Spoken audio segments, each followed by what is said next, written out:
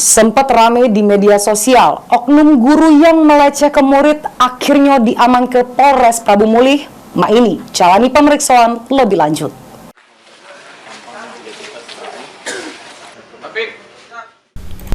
Inilah dia rai pelaku yang nak nyubo ngelaku ke pelecehan terhadap muridnya dewe. Sesudah wong tua korban melapor ke unit PPA Satreskrim Polres Prabu Mulih. Tersangka berhasil diamankan di Kelurahan Karangjaya, Kota Prabu Mulih. Hasil interogasi petugas kepolisian kepada tersangka ngaku ngajak jalan korban dengan modus ngajak makan di warung mie ayam pas balik sekolah. Korban pun diajak makan dan diajak jalan, sedangkan motor korban ditinggal ke di warung mie ayam. Korban dan tersangka berjalan berdua guna ke sepeda motor tersangka dan sempat berhenti di Taman Prabu Jaya, Kota Prabu Mulih.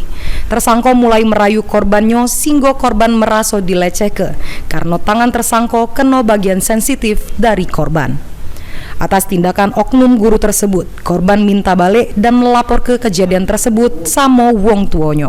Berinisial SA, usianya 16 tahun, itu melaporkan tentang kejadian pencabulan yang dialami oleh korban yang dilakukan oleh tersangka berinisial W, usia 25 tahun.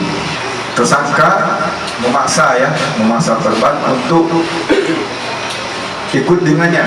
Jadi berirangan. Jadi jalan dengan sepeda motor, tersangka pakai motor juga, korban pakai motor juga. Kemudian tersangka sempat menolak, tapi dipaksa oleh korban sempat menolak, namun dipaksa oleh tersangka. Di salah satu tempat penjual mie ayam, tersangka dan korban berhenti. Kemudian pada saat makan, tersangka ini mengambil kunci motor korban. Korban ini sempat menahan sepeda motor ini, kuncinya, tapi tetap dipaksa oleh tersangka. Guna mempertanggungjawab perbuatannya, tersangka terancam hukuman paling dengar 5 tahun penjara dan maksimal 15 tahun penjara.